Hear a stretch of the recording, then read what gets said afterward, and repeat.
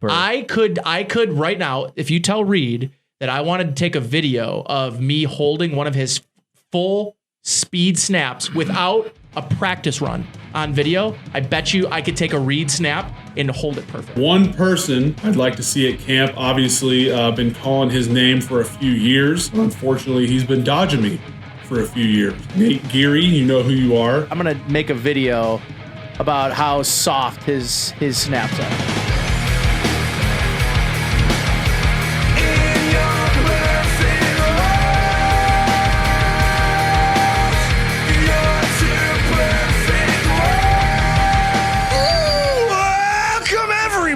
To another edition of the Rockpile Report podcast. I'm your host, Bill season ticket holder Drew Gear. That's my producer, Chris Kruger. In studio with us tonight, Nathan P. Geary, owner of, as we're going to discuss, some of the worst tan lines on the planet. And I say that, oh my God. It's not that bad. I have to get my sunglasses out of my truck to look at that. Not even that bad. Not even that bad. We got one tweet already. Show us the feet. Dude, if you get your dogs out on the podcast, it'll be the greatest thing. I'll get the dogs out at some point. Just how many moose heads I have. Guys, it's always a good time. We're here in studio. We're drinking cold-ass moose heads on one of the hotter days in Buffalo. I just got done building a swing set, but more important, Chris Kruger, getting older. Getting fucking old. How's it feel? Birthday tomorrow, Friday, July 25th. Thank you for this Michter's right here. Delicious. So we haven't recorded since last Monday, and that was day one of my new job.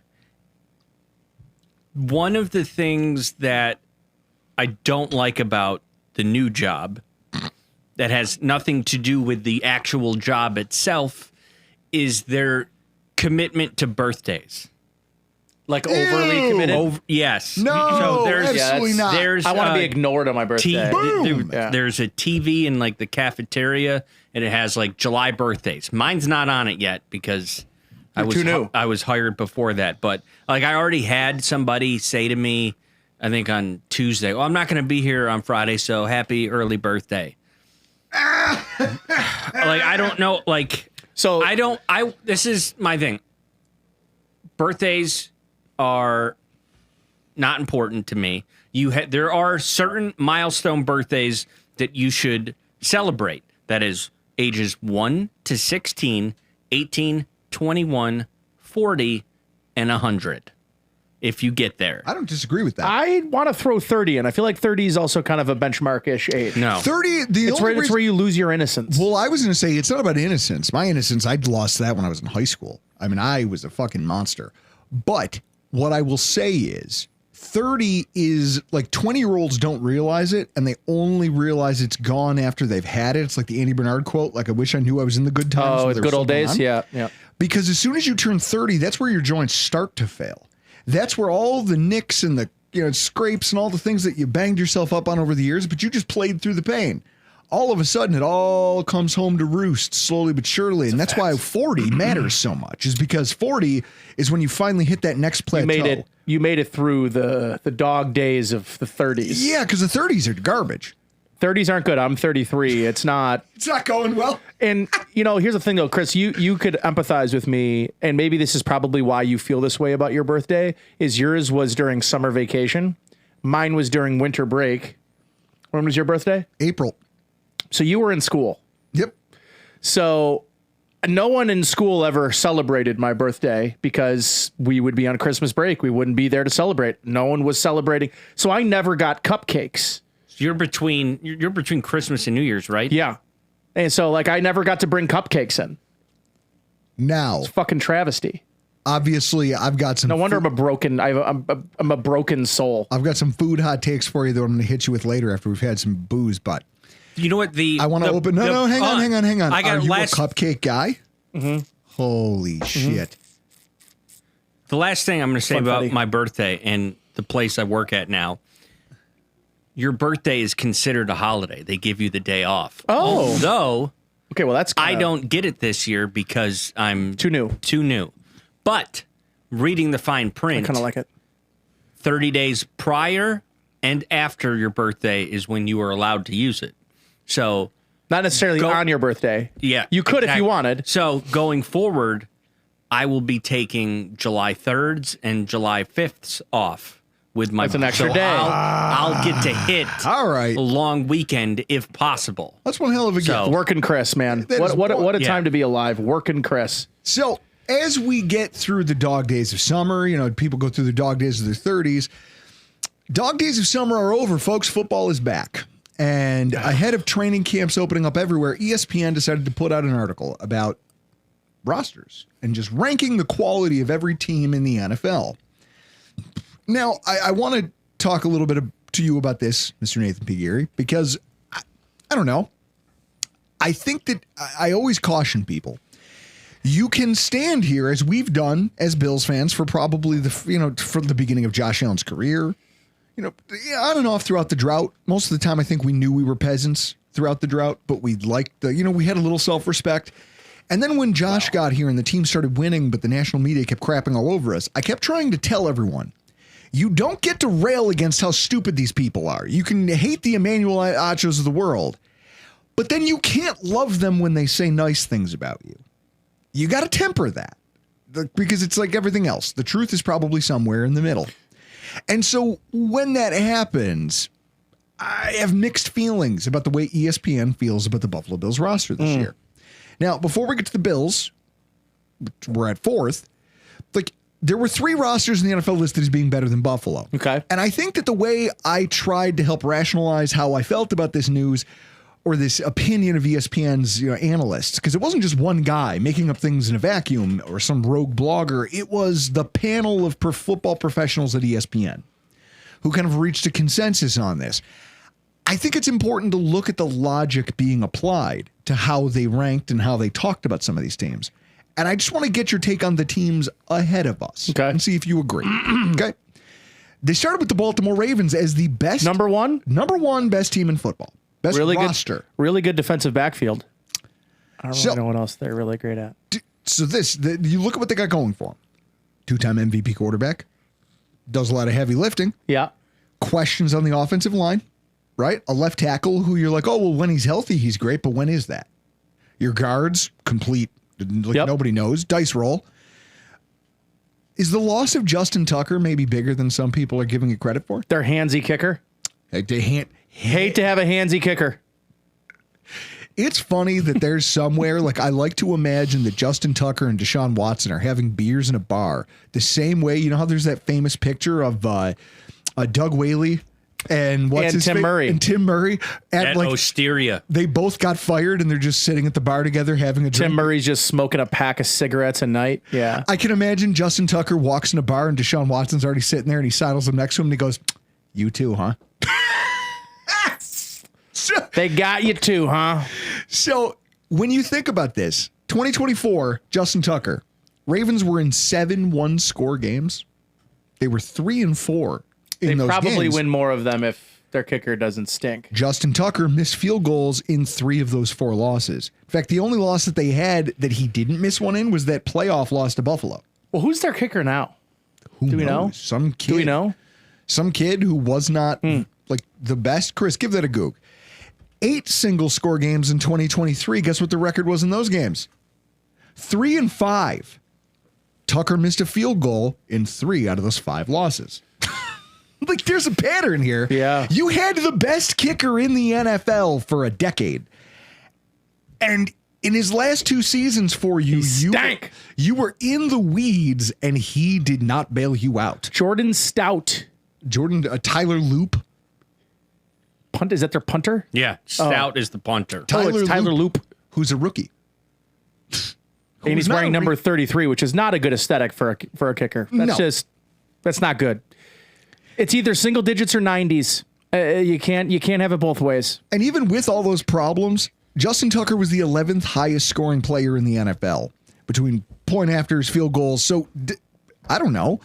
Do you feel better about them getting out of the divisional round this year, which seems to kind of be their albatross, without Justin Tucker?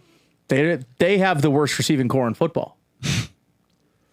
I think I saw they are 32nd or tied for 32nd in yearly salary spent on the wide receiver position. You think the Bills are bad?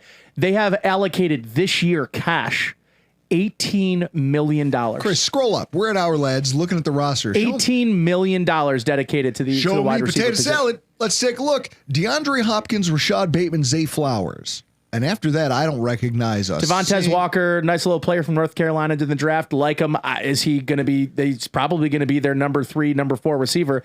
DeAndre Hopkins looked cooked 2 years ago. Zay Flowers is a good player, but I don't really think he's a slot. Like, he's not an every down slot. And they just paid Rashad Bateman, who had like 8 good games. Jesus, I didn't know I'm this. not convinced that this is a Super Bowl caliber offense. And I also maybe want to point out and leave a little bit of possibility that this is the year Derrick Henry takes a noticeable step back. I mean, it has to happen someday. It does. It really does. He's reached the age where you could almost now just start Are you talking betting Max Kellerman, Tom Brady? That kind of nosedive? Remember that take? I don't know about a straight nosedive, but like, he's going to start slowing down. He's gotta. Like, his game is not built around speed. But, you know, listen, a lot of people haven't talked about Cooper Rush, backup quarterback. That's a big move for them. Yeah, I just like, I look at their offense and they have almost the exact same sort of thought process as the Bills, which is, oh, we've got a alien freak quarterback, so I'm not really worried about like having really anything around him. And I think it's such a flawed thing to, I mean, listen, you scroll down their defense. They're defensively is really strong. Like, they're Chris, going. Can you scroll down there? They're like, obviously, like Nate Wiggins was a nice player they got last year. Yeah. Now you've got Kyle Hamilton, who obviously I think is the best pure defensive back in all of football. and Travis Jones are so good. I like the signing of Jair Alexander. We'll see if he can return back to form. But like, their top 5, defensive backs are all first-round picks, former first-round picks. So, and you got Starks. Yeah, that you got this who year. I like a lot. So, yeah, like defensively in their defensive backfield, I think they are a very formidable. Talk about guys that are ready to hit a wall too. Like, I think the other guy is Kyle Van Noy. There's just no way he's going to keep playing at the level he's been playing at the last 2 years. But it seems like they put some stuff into the pipeline at least to maybe. I think they are difference. primed to take a big step back. All right, I think they're primed. Well, they're the best in the league. Yeah, I do not agree. I think their quarterback covers up a lot. Number 2 is Philly, defending Super Bowl champs. That is by far the most talented team in the NFL. Yes. I think they deserve to be where they are. They should Solid be quarterback number play, buoyed by maybe the best number 1 and number 2. And I say this knowing that T. Higgins and Jamar Chase exist. I still think that Devonta Smith and A.J. Brown, I think you could say they're at least as good. That's not a crazy thing to say. I would agree with that. As good as T. Higgins and Jamar Chase. Can you guys think of a previous Super Bowl winning team whose quarterback wasn't even in the top 5 of the best players in their team? Yeah. Like Trent Dilfer might be the last time that there was. And I'm not here to tell you that I think he's Trent Dilfer. I'm just saying. Brad Johnson. So what I'll say is this, though. They lost after that Super Bowl run. They did lose all of their edge players. Like, the only one coming back, like Josh Sweat's gone. Bryce Huff was already a healthy scratch for a lot of the games. Brandon Graham retired. But Nolan Smith's nice. But they've just got a bunch of Nolan Smith is really nice. You hope so. They also have a pretty remarkable group of linebackers. But they did get your guy, Jihad Campbell. So now what they did get him. So what they have here now is that's a team that's got legitimate stars in almost every single tier of, like, every position group you look at, you go, oh, well, there's a star. There's a star. And if there isn't one in that group, there's someone somewhere else who bails that guy out. And they have the exciting whites in the defensive backfield, Reed Blankenship and Cooper DeJean. What is it? Mayo? They kept calling them? They're just... No, they were called, they had t-shirts, exciting whites. like wine. That which, by the way, there was a Philadelphia thing. Oh, it's super Philadelphia, yeah. With the water? With the water down there in near Philadelphia, in Bethlehem. And the duck boats. Bethlehem. And Go Birds. Number 3, the Detroit Lions. Feels right. Feels right. I think there's probably a good amount of questions about them, though. Well, yeah, they conspired with the Buffalo Bills to put on the game of the year in 2024. Like, that game. Can I ask you guys how important it is for Hutchinson to be the same player for them to remain in this part of the ranking? Like, if Hutchinson is not what he once was because of the leg injury, which I think is maybe fair to assume. Yeah, it was brutal. I really like another team with their really strong defensive backfield. Who did they lose with the ACL injury already? They lose somebody already? Yeah. Not that I'm aware of. I thought it was the but Dolphins. Who knows? Artie Burns, Dolphins. Yeah, I'll have to give it a I think goog. you're confused, Chris. Yeah, give it a goog. So while you're saying that, though, offensively, they've got a lot of, they've got a good amount, shouldn't say a lot, but a good amount of talent, enough, an elite running back room, Yeah. and a line that on paper, you're like, oh, okay, we'll just go back to doing what we were doing last season. But that plays right into the two biggest problems that I think they have entering the season. That guy. Oh. Drew Oh, pronounced Onwuzurike? Onwuzurike. Yeah, torn ACL out for the year. Onwuzurike. Okay. So here's what I'm happens. not high or drunk. Here's I what got happens. it right. Yet. Frank Ragnow Yeah. skewed this entire thing by his surprise retirement. Because, Very surprising. Because right now they are going. Here's who's going to be on their offensive line. Graham Glasgow is going to move to center after playing guard for a healthy chunk of his career. But then, Chris, rookies, right? Tate Ratledge, who again very good projection into the NFL. A 2024 sixth rounder, Christian Mahogany. Yeah. Who did they lose? Who was their starting guard they lost? Was it to the Lions? The Lions. Noteboom? No. No, that was the Rams. Noteboom left. Or no, Noteboom was a Ram. Was it? Yeah, he was a Ram. They lost the starting guard too. So it wasn't just that they So lost you have Ragnow, well, they lost the starting guard. See, the too. idea is you have good tackle play, but if you look in the center there, and they have, like, our lads has Tate Ratledge plugged in there because that's how little center Graham Glasgow has played. Yeah. Do you want the guy that you drafted specifically to be a guard playing center? That seems like a bad fit. And then the other problem is their offensive lineman, or their offensive coordinator. Ben Johnson's gone, boys. And Benny JJ's gone. when no you doubt. lose that edge in terms of just not just having good play calls, it's not just, hey, he has a good play design, he had a good scheme. It's also when and where do you call the right play? If you think about it, the Lions were so good at timely plays. They knew how to pace. And, you know, Ben Johnson, if he's great at anything, was the cadence at which he could work an opposing defense, set them up for specific shots where he's like, hey, I'm going to lull you into this, and then I'm going to hit you with something from the blind side. Here. Use the real thing. I always keep that thing on me. And so with him out, like, do you still maintain your same offensive identity? Or do you have an offensive coordinator who might do what Mike McDaniel does and just panic and abandon the run when things look like they're getting sketchy? I was surprised that Brunel didn't get that job. Really? He'd been there a while, but I don't think they wanted a first-time OC, which I don't blame them. I don't blame them in the least. Well, because they're in a window where they're trying to put contend. together. They had one of the, if not the best overall coaching staffs in football last year, and it got poached. Yeah.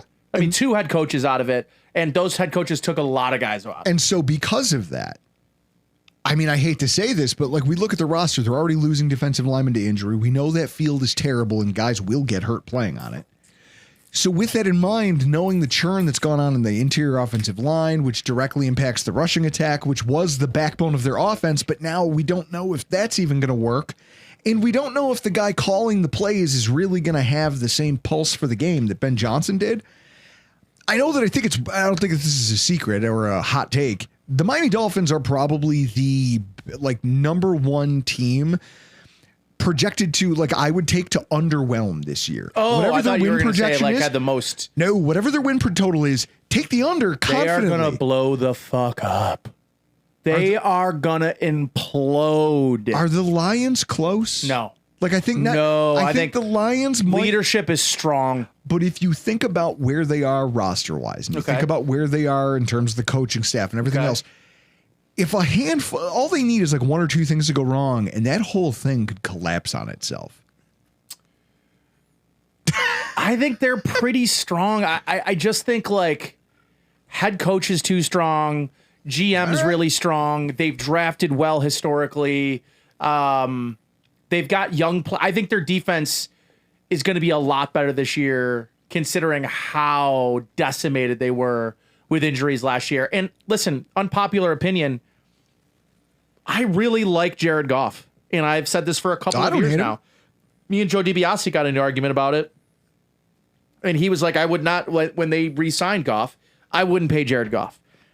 I don't know. I think Goff has been to a Super Bowl, certainly has lost one, and he did not play well in it. But he has shaken off all of he is just a McVay disciple and needs him talking in his ear up to 10 seconds left with the play clock. I think he is en route. Let me ask you this question.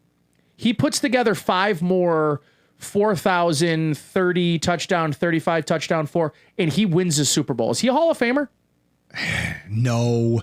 And this is what I'll say. He went from one team where he was heavily supported by the run to another team where he was heavily supported by the run. And it worked. And that's fine. I'm not saying it's wrong. The stats will be Hall of Fame level. Well, and he will have been to 2 Super Bowls and won one. Well, I can tell you this confidently, no, and you can fight with Joe DiBiase on the radio about that one because I think if Goff continues on the projection he's at right now statistically, and they get to a Super Bowl and he wins for Detroit, if he wins a Super Bowl in Detroit, sure.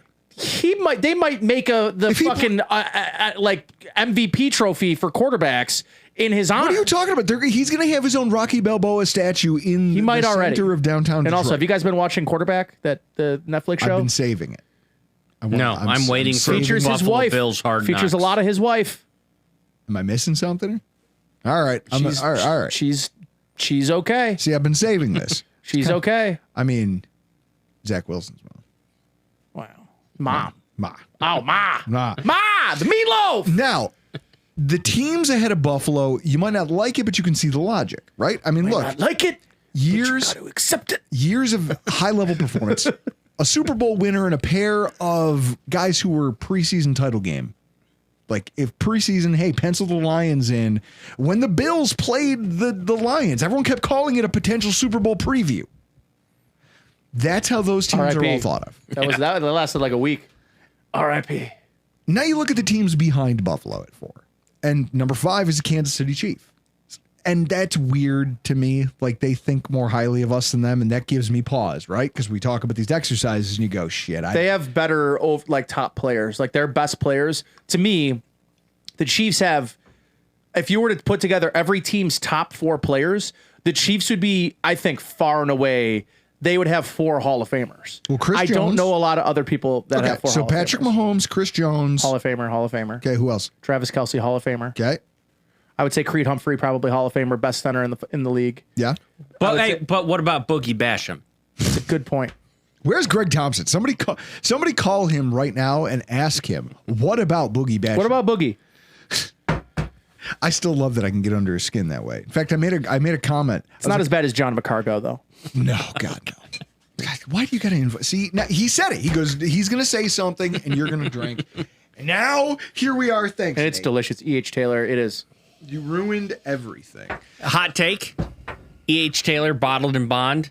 And then also behind Drew, I think next to the J.W. Dant is Old Fitz 7 Bottled and Bond. Mm-hmm. Old Fitz 7 Bottled and Bond blows the doors off E.H. Taylor. Wow, that's a hot take. Jesus. Man, we were saving that for later in the live show. No. Old Fitz 7 blows E.H. Taylor out of the water. When you look at them, their tackles are terrible. Skill players, though. Well, we'll see on the tackles. Skill players are improved from last year when they went to the Super Bowl. You think Rasheed Rice gets a suspension, or do they kick that to Listen. It's hilarious to me that we live in a world where they're talking about suspending a player. Well, he's only going to do weekends in jail. Look, Henry Ruggs went to prison for killing a person in a vehicle. He killed a guy. He killed a guy. Yeah. Killed a person in a car accident. Rasheed Rice. You think the league would be a little sensitive to it? Rasheed Rice is just mere feet away from accomplishing the same thing. Yeah. And he's caught on video doing it. And somehow the punishment for Rasheed Rice pales in comparison to PEDs. Well, I'll never understand NFL discipline. It just doesn't make any sense. Well, Rasheed Rice was safely walking down the highway after the accident. True. There was only eyewitness testimony that placed him in the vehicle. Like if the trauma ward that they took that woman and her daughter to wasn't better at their jobs, he's in the same Henry Ruggs boat. Yeah. And yet here we are talking about, he's only going to get 4 to 5 games. Well, let me tell you about the Chiefs right now. I think their offense is going to be better than it was last year. The problem is they have Matt Nagy as their offensive coordinator, and he has too much say. But I want to maybe push back a little on the offensive line, because I do think that Josh Simmons is going to end up being a very good player, and I think they got a steal because of the injury situation, and they weren't sure. By the way, I think if you're letting a really good player fall in the first round because he might not play for you for the first 5 games of his career, I think it's the dumbest fucking thing I've ever heard. Everybody gets, especially now with ACLs and how quickly people are recovering from ACL injuries. Having said that, I did not think they were going to be able to get Trey Smith locked up. He's now the highest paid guard in the league. They now have the highest paid center and the highest paid guard in the league, and they both are damn good players. I think the more you see Noah Gray, I think you're going to see more Noah Gray this year. I think you're going to see a back tracking of Kelsey, because he looked cooked at the end of last year, but he turns it on against the Bills because that's what he does. When he has 104. So I saw a tweet. Someone was like, hey, remember this. They go, Kelsey's washed. He's going to have the worst season of his career right up until he plays Buffalo and goes 114-2. But again, like if there was a top 5 of every team or top 4 players, the Chiefs would be number 1. And defensively, obviously, I think McDuffie is the best slot corner in football. He might be the best overall corner in football. He's that good. On the back end, it's like they don't have a ton of great pieces on the back end right now, like in terms of like safeties. They've got a coach who just Spagnuolo knows what he's doing. Levers. I like their linebacker situation. Shocked me, like you guys are shocked that I really like Drew Tranquil, former Notre Damer, but. Like Drew Tranquil a lot. Nick Bolton, I think, is a great player up the middle for them. And they just do a good job of filling in the gaps where they need to. Like George Karlaftis, they just re-signed George Karlaftis. He was kind of an afterthought. I don't really love him as a player, but like... Wasn't he 2 years out? Well, they do all the rudimentary things properly, and they force you to be like, listen...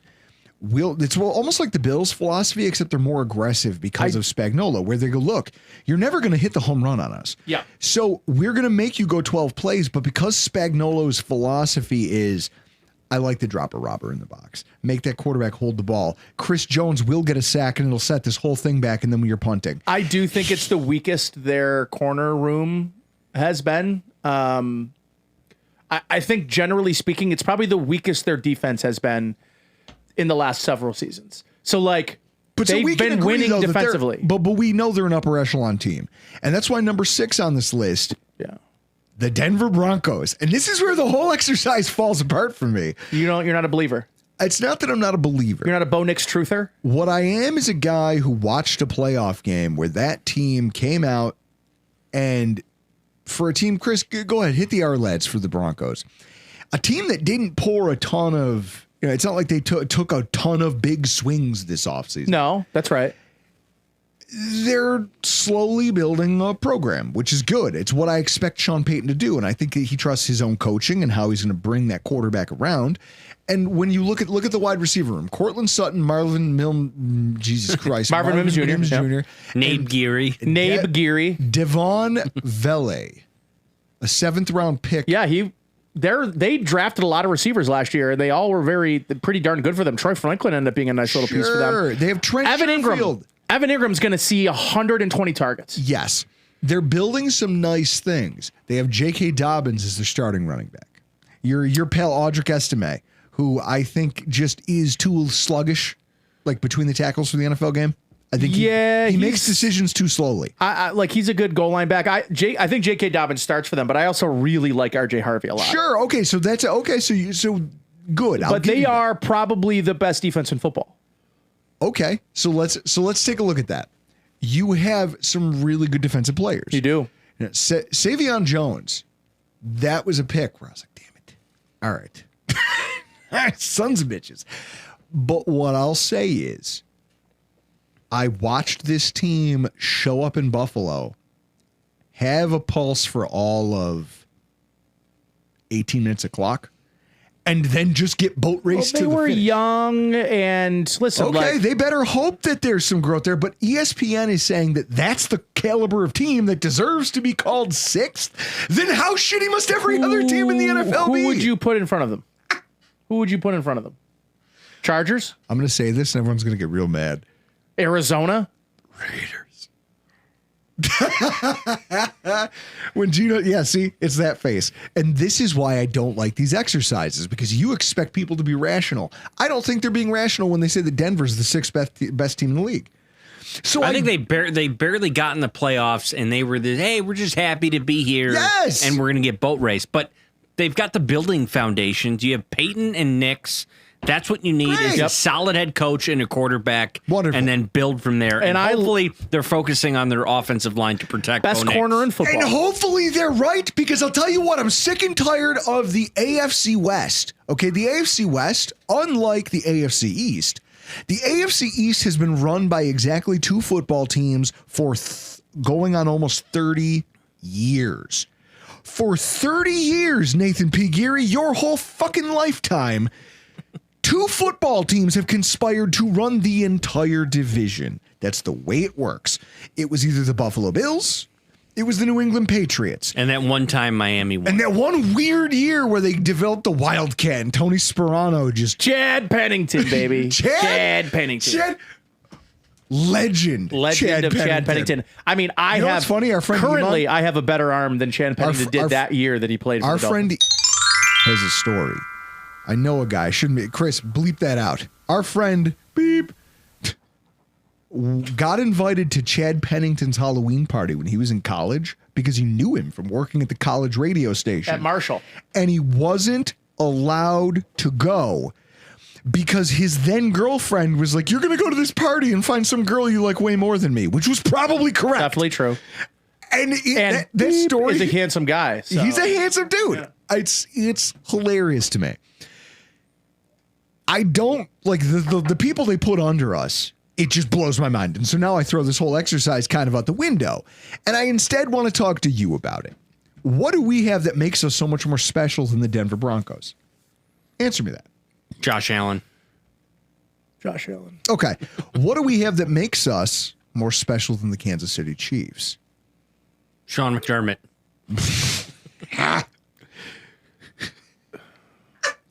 Surround sound in a new stadium. It certainly is an ownership. I can tell you that. I could tell you that right now, the Bills have never been closer to Kansas City in terms of that top. Remember when I was saying like top five players that I think far and away, they've got 5 Hall of Famers. I don't think the Bills have 5 Hall of Famers, but I do think Deion Dawkins and Spencer Brown and Christian Benford and Terrell Bernard and Greg Rousseau and, you know, another guy that I think people are going to start talking about. What was I just going to say? I mean, because it's ahead of camp. I guess the reason we're doing this exercise is with camp starting. I want to hear from you, like, what sets our roster apart? What gives you hope that this season's going to be different?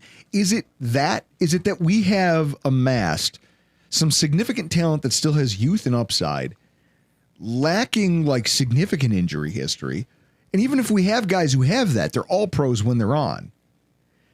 Like, is it just because instead of having the ceiling that everybody else does, the star power, is it that we've built a roster full of so many just fundamentally good football players? And they've taken nice deals. They do build differently than other franchises do. Mm-hmm. Even the good ones. Like, I think Philadelphia is really good, but if they lose 2 starting defensive tackles, they're cooked. The Bills lose 2 starting defensive tackles. They've got guys they drafted in the second round. Ryan Vandermark played against Kansas City last year. There was a guy next to me who's like, oh, man, see, I knew Spencer Brown was going to be okay. And I looked at him. I was like, you know, he's not playing today. And he was like, what? It's the third quarter. I go, how did you not fucking know this? Vandermark looked good. And if Cole Bishop goes down, you have a guy that started 15, 16 games last year in DeMar Hamlin. And if Matt Milano were to go down again, you've got guys, you've got bodies, you can throw at every problem. If your rookie first round pick isn't ready to start, you have 2 guys that have started a ton of games in your system. So something you said and it happened at every single turn where we talked about Philly, if they lose a couple guys, the Baltimore, if Derrick Henry is not on his A game, this thing falls apart. You're talking about Buffalo, and you go, well, we did miss James Cook for a game, and his backup went for 128 all-purpose yards. And then you go, okay, Ty Johnson's maybe the best third down back in the entire NFL. Oh, well, what if Dalton Kincaid's hurt? Well, you have the 5th, 7th highest paid tight end in the league behind him. That's. Nah, we can talk about. What if Josh Palmer gets? Well, then you've got guys. Like there is no injury that can completely, like, in a vacuum. Other than Josh Allen. Other than Josh Allen derails this team. And oh, by the way, the one guy, it's because he's an MVP.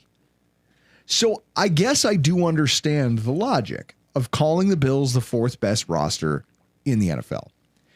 And I want to take a look because there's been a couple guys we're not talking about when you're talking about special. Remember how we were talking about, and then they've got guys with potential, right? Max Hairstons, all the rookie defensive linemen. If you strike lightning on one of those, now you're talking about a completely different season. If TJ Sanders comes out like a wrecking ball and he's everything that we thought Ed Oliver should be, what is anybody going to do? Because now we can platoon those guys. Yeah. What if Hoyt just turns out he fits? I still don't like calling him Hoyt because there's no Y in his name. I've been saying that it looks like Hesh, and I want to call him Jochen Hecht. Hoyt. Someone said that at camp practice when they saw Hoyt and Bosa together on, like, running with the second Talk about team, exciting whites. Exactly. Yeah. They go, when Bosa, they said, hey, because they were saying Greg Rousseau is big. But so is Landon Jackson, by the way. When you put Hoyt out there and you put Bosa out there, they're a different type of big in that, like, they make tackles look small. They have, I think, a very interesting stable of skill at the defensive line position, not just interior, but on the exterior as well. Like, they can get big, they can go small. That's why I think AJ Epinesa is not going to make the team. Yes. I think it's Javon Solomon. I think he gives them it's that the smaller bendy juice. Yep. I think he also plays special teams. I think AJ Epinesa. AJ Epinesa for a 3rd round pick from or a 4th round pick from somebody. We could, I'm not totally dead on the Bills getting Trey Hendrickson either. Like I from your lips to God's ears, brother. Greg Thompson tweeted out the levers that would need to be pulled to make it, and I did one of these where I bite my finger and I go, don't say anything. Don't even think about it. Put it out of your mind because it's not real. It's not real life. I mean, there is a conversation, a podcast for another day where you debate whether Hendrickson or McLaurin, which one puts you over the top if you had a all-in move to make. One of those two guys would be it. Yeah. And you talk about which one signifies like we're ready, we're going for it. And I feel like Hendrickson might be the one. Even though you love Terry McLaurin, you love, like, he gives your offense a true fastball, a 4-seamer where it doesn't have one. We could talk about that. Don't get you going. Don't get me going. Don't get him going. Because I've got something I want to get to. Remember how I was talking about Justin Tucker? Yeah, the handsy kicker. Tyler Bass. For as much as I give that guy, Reed Ferguson has told me multiple times that he lay off. No, he was flat out like, I'm about to block you on social media. Like, jokingly, but not jokingly, where he goes, man, on game day, you're brutal. And I go, yeah, you should be in the room with me, idiot. You should see what goes on over here. One time I've been in the room during a Bills game. Never again. Reed should know. Dan Carpenter. Carpenter. No, I'll tell you that story when we're done recording. So I'll say this. The Bills were involved in 10 single-score games last season and were 6-4. In 4 of those losses, Tyler Bass only had 1 missed PAT. I was shocked by that. Are you shocked when you hear that? Like, Justin Tucker, the Ravens relied on that guy. Yeah. Our kicker, who has been just the source of derision from the fan base and from idiots like me, he only missed a PAT in a game that we lost by a single score. So, and it was the Lions game, where Reed allowed somebody to bully him to the ground, and it was a block punt. It was a whole thing. So, I didn't say that, Reed. So people, like, they've overcome his misses because they're such a good football team. But it takes a special kicker to get trusted from 61 yards, doesn't it? Where the guys, your coach is like, you know what? There's a little downside. Instead of a Hail Mary, screw it. Just let the kid try to bang it from 61 and see what happens. It takes a different type of kicker to make that happen. And I don't know. Did that change your whole thought process on him last year? No, but what did was when he pulled it together down the stretch and in the playoffs in that shitty weather game against Baltimore, where if we don't get those 2 in the second half, it's a whole different game. Do you I was just looking at our lads. Do you look at this roster and do you feel it's the hardest 53 man roster you will have to come up with? Yes. Maybe in the last 9 years? Well, it's not so much hard as it's like the last 10 guys. I just I don't know where they are. Especially with like Ogunjobi. Ogunjobi has to have such a good training camp because to me, when he comes back from who are you waving? Is it going to be Dwayne Carter? He was a third round pick 2 years ago. And so there's such a deep roster here. Whereas like you look around the division, you could feel it in your loins. It's so deep. Look around the division. In your plums? Yeah, exactly. They got a bluish hue. So what I look at when I see this is a Buffalo Bills roster that's so deep at every single defensive position that I don't know that there's like, obviously I don't want to jinx us. It's me knocking on wood. I just look at this and say, this is the deepest football team maybe in the NFL. From 1 to 53? 1 to 53. Yeah, I would agree. Is there a deeper team? So we may not have the star power that everybody else has at all these crazy positions. 30 to 53, the Bills probably have a two-step. Like they kind of leap over the second best team. People love the idea of the Bengals. I'll tell you this. Oh my the God. Bengals, okay, so Bootleg Football put out their, they're going through their summer series where they do all 32 teams. Their Bengals video was entitled, "These People Are Giving Me an Aneurysm." Can you reach in the fridge right now? On the top shelf right is the last can of Hootie Delight. And that goes to Nathan P. Geary. Cincinnati's finest. Only wanna be with you. See, I thought it would have been Hootie like H-O-O-T-Y, like Hootie and the Blowfish. This is Cincinnati's finest, it's called. When I say bottled water. Decidedly Cincinnati. Yeah, now, taste that. Yeah. Right now? Yeah. Right now, I want you to open that. I still have some moose. I know. You're going to need it because you're going to need to wash. Actually, then you won't because it's not bad. It's literally bottled water. No smell. Now, tell me what you taste. Banana. I got a little... He's like, I don't even know what's hitting my tongue. But tell me. It's decidedly Cincinnati. It is decidedly Cincinnati. It's one of the worst, best beers. It's usually what I drink after I've had 3 whiskeys. Give me some Delight. And I go, I need something that tastes like nothing as an off-ramp to bed. I need to get off the whiskey and get to bed. I drink a Hootie Delight. If you would have told me this is 2.5% alcohol, I'd have been like, yep. So when you look at Cincinnati, they're doing something no one's ever done. Cincinnati's a lot like Hootie Delight. No, they're doing something no one's ever done in that they're paying almost 18% of their salary. Cold, I'll tell you that. 18% of their salary cap is going to 2 wide receivers. And they break down in their players. Bootleg Football's video, they break down how literally no team has ever tried to construct anything like this. Well, they also drafted a 25-year-old middle linebacker in the second round who was projected to be a 4th-round pick. Yep. Who can't cover. No, do you know why? Because they were just like, well, we were 30 out of 32 teams enforcing tackles for loss last year. So we're just going to get a thumper. Yep. Can't move. We need a thumper. Oh, man. The dump that I'm going to take for after drinking this thing. Guys, just so you know, Hootie Delight it's like Genesee's redneck cousin. It's like if Genesee was bad.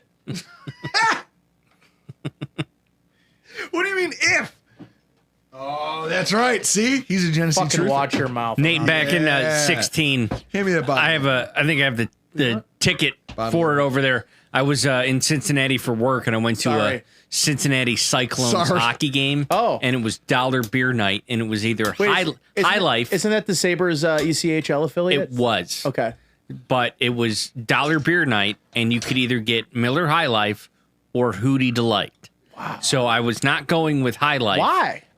Because I had never heard of Hootie Delight. Okay, and fair. then you knew what you were getting. I knew what I was getting with High Life. Hootie Delight was a little different experience. So much so that because it's dollar beer night, University of Cincinnati, all the student body goes out UFC baby to a Cyclones Hook 'em. Cyclones game, and somebody in the corner did the beer can pyramid. Oh yeah, on the yeah, glass, sure. And then somebody knocked it down. one of the players on the ice was like, I have to take this thing down. Now, I invoke all of this because I have to say this. Tyler Bass is special. You know who else is special? The guy who snaps him the ball. And I think the thing that makes him special, one, he's the longest tenured Buffalo Bill. Yeah. Mr. Reed Ferguson. Good golfer. He is the... Have you golfed with him? I haven't, but I've golfed behind him. That sounds about right. At the Bills Media Golf Tournament. That sounds a couple about years right. ago. And then he also is one of the longest tenured long snappers in the NFL. Interesting. Just signed a 4-year deal that pretty much cements that he'll probably retire from the game of football. Grows a heck of a beard as well. And he's the only Buffalo Bill to go out of their way to have a message for Nate Geary. What's up, Bills Mafia? Reed Ferguson here. Camp just around the corner, obviously. Excited to get back up to St. John Fisher, see everybody out there at practice. I know we're going to get a ton of fans out there. One person I'd like to see at camp, obviously, been calling his name for a few years. Unfortunately, he's been dodging me for a few years. Nate Geary, you know who you are. I know that you claim that you can just come out cold turkey and catch a snap. So 1, 2, 3, 4, fourth. They say third time's a charm. We'll say fifth year's the charm. I can't remember. It's been so long. I don't know how long this has been going on. We've seen the video for years of you on Elmwood there catching your air snap. So see what you got at camp. Hopefully you actually follow through this time. See, fingers crossed. Just kidding. Not going to get my hopes up. We'll see if we see you out there. Go Bills. We are the Pettiest Bills podcast, and there's no one can refute that. Guys, for those of you watching, if listening in podcast form, you have to go watch the video on YouTube. Nate, you've been called out. The gauntlet has been thrown down. What do you say? What do you say, Hoss? Do you have it in you? Do you have it in you to step up to the plate now that you've been directly called out by a guy wearing a shirt right now, wearing a shirt that says "Bring masculinity back"? Reed definitely didn't play. Oh yeah, I'm gonna send a Rockpile Report this video. Let me wear this masculinity shirt. Reed should. Yeah, well, he definitely wasn't thinking about your hair. No, Reed should send that to us so we could gift it to Nate because Nate needs that. Now, nothing, Nate. Nate is frantic. Camera's on Nate. Nate's just vigorously tweeting at Reed. I just saw this video. Guys, this is why. After I do it, I'm gonna make a video about how soft his snaps are. You mean if you still can? What is it? What you guys? How is the? Listen, when you were as skilled as I was at very few things, holding was the only thing I was truly skilled at. I came out of the womb like this, I just came out in natural holder position. How about this? It's not even that I could catch a Reed Ferguson snap. I could catch it, and I guarantee I could hold it, that Tyler Bass would make a field goal. Laces out? Always. Did you not see in that beautiful video, which, by the way, ceased and desist on that? You're going to hear from my fucking lawyer. And it's you catch it, boom, you twist, like, I'll be ready. Like, Reed, tell T-Bass, warm up. Oh, my God. I can't 9 a.m. Sunday. Here's the thing with 9 Reed, a.m. For Reed. Reed knows the exact hand placement he needs on the ball to where when he snaps it you get the rotation, the laces are already out.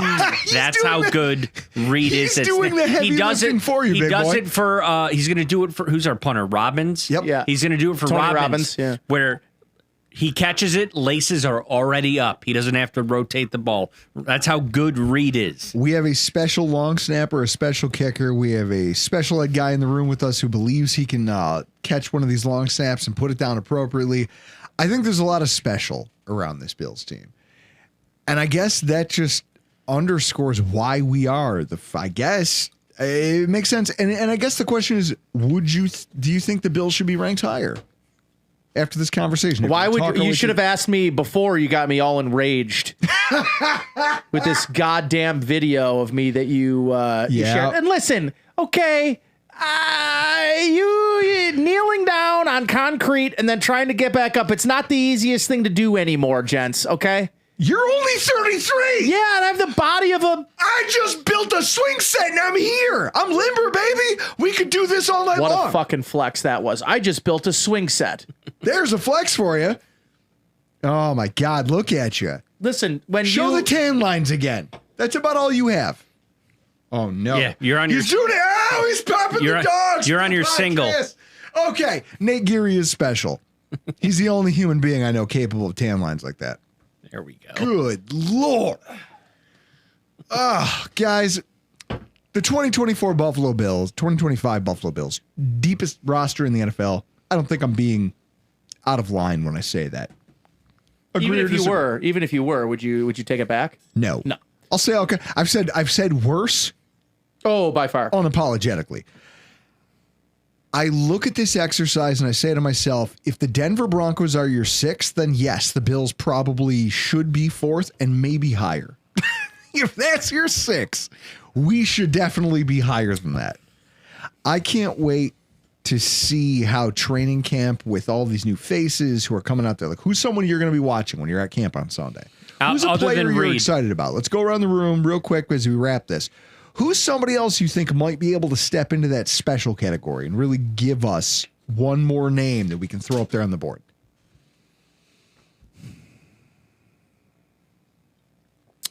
Have to be a rookie, or could it just be anybody? Who do you think? I'll start. It'd be CB2 because as of right now, Trey White getting the 2 start over Max Hairston. I'd rather see Max Hairston in the 2 spot than Trey White. I think Trey White's just cooked. Put him in dime package and let Hairston cook. Yeah, let Hairston cook. What are you? Cole Bishop. Okay. I think it's a very important season for him. Well, sure. And because it's safety. There's a million safeties. And they rely on safety quite a bit. He needs to be better than he was last year. And they need to trust. They need somebody there they can trust with more upside. Like, I like Damar Hamlin a lot. I just think he was the kind of guy that you were he's not a guy you were bringing in out of the box and disguising. Like Cole Bishop and Taylor Rapp as a combo, in theory, their athletic profiles, what they're able to do both in the box and both as a deep half or deep quarter safety, I like a lot. Like, I like a lot. So he needs to be good. He's got to be good. I'm calling Josh Palmer. And what I don't like is that I talked to someone recently from over in the Cover One stable, and the quote, in fact, I'll read it. He goes, Is this from Prohaska? I brought up Josh Palmer. And his response, and I mean, this is a guy who watches a lot of film, but I think my philosophy is a little bit different because I was like, Palmer, and he goes, I think Palmer's overhyped. What happened? The Raiders are releasing defensive tackle Christian Wilkins. The former prize of free agency 1 year into a 5-year, $110 million deal. From who? What do you mean? Who tweeted it? Ian Rappaport. Wow. The Raiders and defensive tackle Christian Wilkins have had an ongoing dispute over his foot and whether or not to have surgery. The team wanted it to. He declined after several opinions. Now released. There's also expected to be a fight over guaranteed money. Wow. That's odd coming from Las Vegas with a foot injury. Jack Eichel.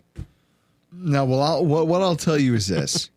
Christian Wilkins, like, I've got a foot injury and I want this surgery. And the team's like, well, yeah, you should get that surgery. And then he's like, no, I don't want to get the surgery. And it's, I thought you were, Christian Wilkins bugs me. He sucks. He always sucked. New general manager. They didn't sign him. Didn't want any shit. He goes, hey, listen, you have a poor attitude. I don't like the way you're handling this. Get out of here. That's hilarious. I can't wait to listen to this press conference. Anthony Prohaska says, I think that, and he says this, he goes, Palmer's overhyped and mislabeled by a lot of fans in the content community. And I think he's right. I said myself, I go, look, if there's anybody out here who might have a John Brown-esque type season, it'd be him. I've dialed that back and I've landed on if he can have a Cole Beasley season, if he can be that guy who's just so good at route running and clean and effective. Josh Palmer. What I want from him is to just be highly effective in route running to a degree that Josh has a guy who can at least get separation and he can throw a ball to. Even if it's not completed, I can get it to you and there's a reasonable chance for that. Because last year, think about how many games where our offense is stalling from a passing perspective. We're running the ball, but the indie game, it's not coming. And then on a broken play, it's just dropping a bucket 35 yards, 40 yards downfield to what's his face, Mac Hollins. It's that type of thing that I'm hoping to avoid. Give Josh at least one guy who, if he's not Amari Cooper, if he's not T. Higgins, Jamar Chase, he's at least a technical route runner who can get open. Just be open. I bet you Josh finds him. Would you doubt him? I don't think I don't know. I don't necessarily see the Cole Beasley crossover. I know, from the route running, a guy who just gets open. Yeah. Be open when Josh needs you to be open, because last year I didn't see enough of that. I'd like him to be more like John Brown. Of course you would be. It would be great if he could be downfield all the time, just in that That's where he did a lot of his damage in Los Angeles. Sure.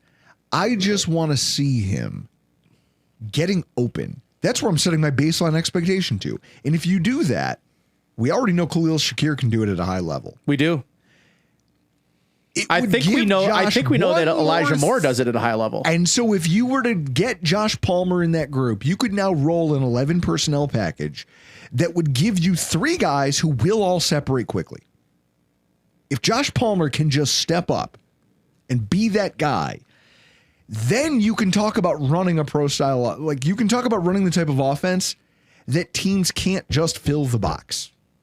Because if you do, then it's Josh Palmer or it's Elijah Moore. And it's somebody who's broken off your hip because you're scared that we're going to play action and run the ball. I'll tell you, one thing I do like hearing from the first 2 days of training camp is how much they're working on the intermediate passing game, that 10 to 12, 15-yard throws, more play action. Those are just all things I think they could be better at.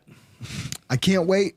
Hopefully this is the year where somebody comes out of training camp that we're not expecting and becomes a star at that level, or at least reliable. Well, they need someone. They need someone to take a big step. To me, I think that player. I'm not sure that maybe it's because we all think Christian Benford's already a really good player, that there's not a lot more that he could. Oh, sure. But he could turn into the best corner in football. And would that be, it would make for the most hilarious sequence of events to happen. But yeah, the guy who was drafted in the 6th round is there a big enough leap between who he is right now into superstardom that would be like a true difference? Do you know what I mean? Even if player, he doesn't, you mentioned John McCargo earlier. He's already Kyle Williams to John McCargo. Yeah. That's what happened with Kyrie Elam and Christian Benford. I guess what I'm saying is, if this team needs probably one player to really elevate his game and move into the tier of top 10 at his position, I think Christian Benford's probably like 8 or 9 at his position. If he went from 8 or 9 to 2, is that the same as, let's say, the same publication that we were talking about earlier did not put Christian Benford in their top 10 cornerbacks? I know, that's crazy. Is that as big of, let's say, a jump of Cole Bishop being the 35th best safety in the league to being the 10th? Is that the same? It is the same. It's the same. When you think about so then I'd rather have the guy that's the second best player at his position. I like that. I'll take that. I can't wait. And I also hope selfishly that Dorian Williams has just a little bit more in coverage. Just give me a little something, because otherwise the things that they could do with you, Matt Milano and Terrell Bernard, could be magic. You know? Chris. And I do hope that Reed breaks your fingers on Sunday. I hope you can't tweet. Guys, I have the most important golf tournament of the year the following week. If he breaks my finger, he's going to hear from lawyers. What I love. So he better give me a fair snap. None of that bull. I don't want no friggin' blister back there where he's just sending 190 miles per hour at me. He's already waffling, people. You hear it. What I know is that there's going to be a podcast I'm not fucking worried. in the next couple weeks where Nate Geary comes into the studio with us and he's sitting here and he's like the guy from Kingpin.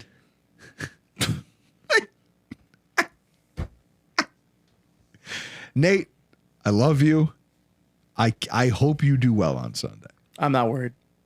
I hope not. Because there's no room for fear. It's coming at you. Yeah, okay. I hope you... I hope it's that easy, baby. Guys, this has been fun. This has been a fun conversation, but we got to get the hell out of here. I'm Drew Gear. That's Chris Kruger. It's Nathan Geary. This has been your Rockpile Report.